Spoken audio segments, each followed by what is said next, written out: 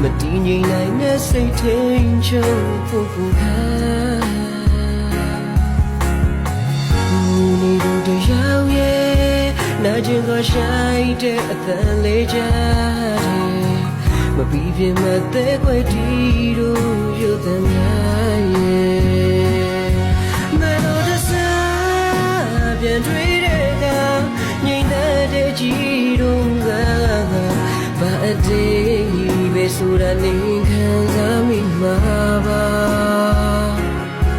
လူတယောက်နိုင်ရဖို့ကတယောက်တရှုံးရစမြဲပါမြင်ပြောဘူးနှလုံးသားရင်င